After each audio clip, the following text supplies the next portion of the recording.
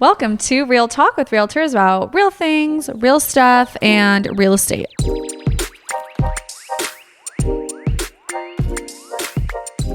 Today, we wanted to briefly talk about the administration's idea to incentivize home buyers and home sellers of first-time home buyer product, basically, or their starter homes. Presented at the State of the Union. Yeah, the State of the Onion. So the State of the Union. So I have a little summary from yahoo.com that I'll just read so we all understand what we're talking about.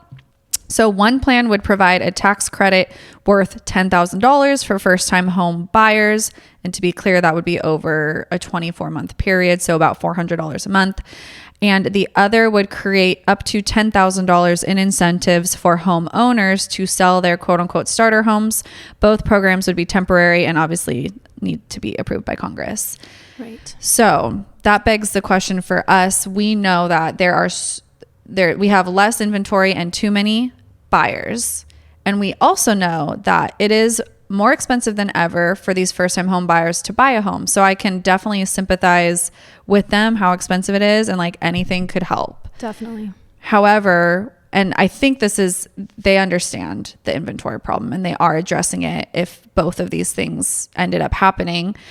We need inventory because we can't just bring buyers into the market with no inventory. It's almost like it needs to be a little heavier on that second clause, that like where they give the seller their first home selling. If you're selling your first home, you get a tax incentive. Yeah. Maybe that needs to be a little bit more than what they give the first time home buyers, so that we could free up some of the inventory, so that they decide that they want to move on to that next home. Because right now they're just going to stay where they are at 3%.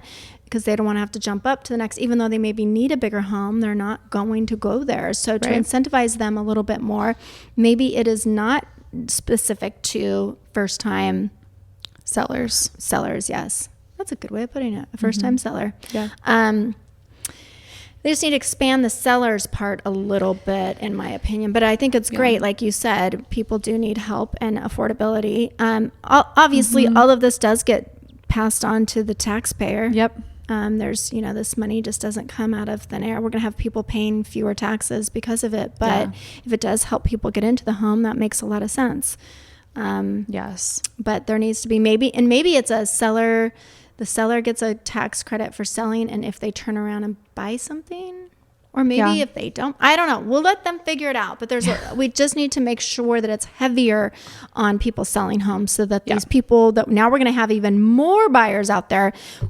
We need more inventory. Because if we have more buyers, that means we're just going to keep driving the prices up. Yep. That's exactly. the problem. That's the problem. Just looking at it as a whole, we need to figure out a way to also incentivize the builders. Yep. Those greedy SOBs that everybody calls them all the time. But they're the only ones that are providing housing.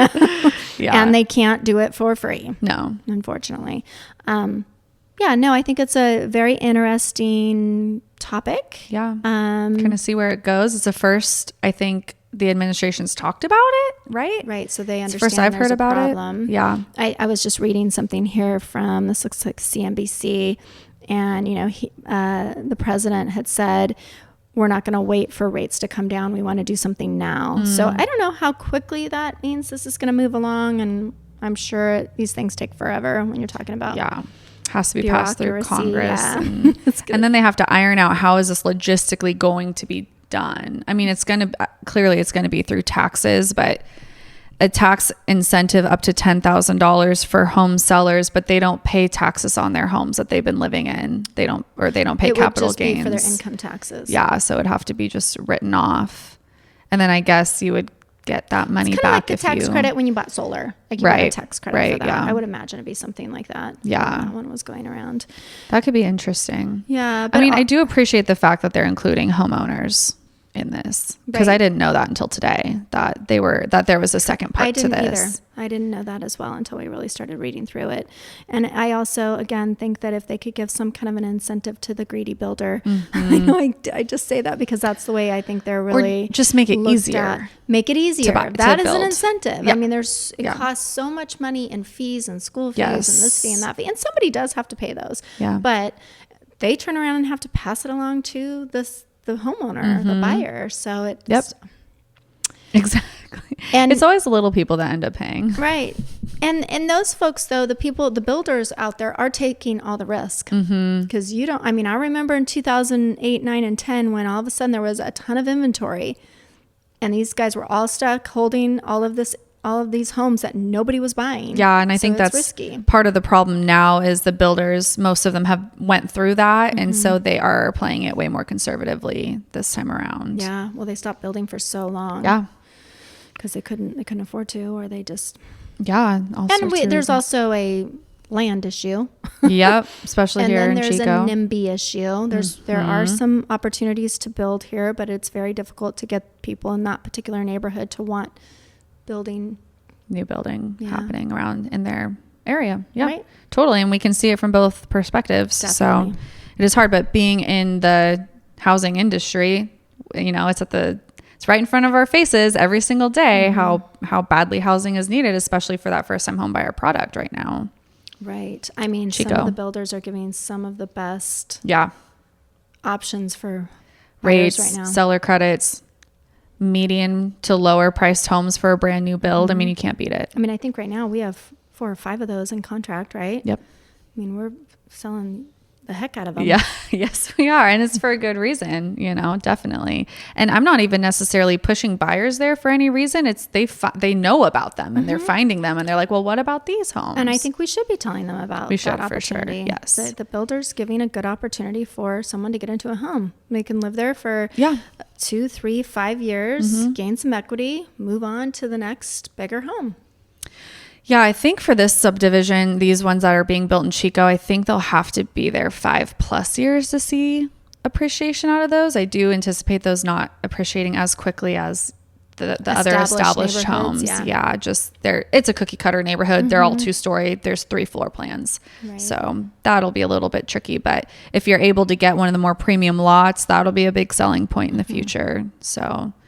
yeah, just different things. And I tell my buyers that I'm like, this is something you're going to want to think about. How long are you going to have this home? A lot of people I know buying those are planning on keeping them long term and turning them into a rental. So that's a good plan with those because you get in so cheap. That happens a lot on some of the new builds. Not all of them, depending on the price point, but the entry level price point on new builds typically turns into a rental eventually. Yeah, and I talk to people who are like, I should never have sold my first home. I always should have kept that and just saved a down payment for my second home. Well, because they make such good rentals. Yeah, we have all done that. I know. Exactly my point. But it's difficult to be able, not everybody can do that. Yeah, save enough to definitely get to the next home. So, yeah. Well, okay. We'll see what the current administration has planned for this situation. I would imagine they're going to try to move along quickly with it because it would bode very well for them in the election. Yes, and it sounds like he's saying 2024 and 2025. So you better get going on this, administration. Get to work. Get to work for one. I'm just kidding. Okay. We're going to cut it there. And thanks for tuning in. We would love to know your thoughts on this because I would find it interesting to hear from a buyer or a seller, like someone who fits one of these categories and what your thoughts are on these incentives, or someone who's like really into political economy and like how this might affect the taxpayers. I don't know. Yeah. Just any opinion you guys have about this, drop it below and we'll have a fun conversation. Fun conversation is the keyword. Fun. Lighthearted. All right. Non-political. Okay. Thanks, guys. Bye. Bye.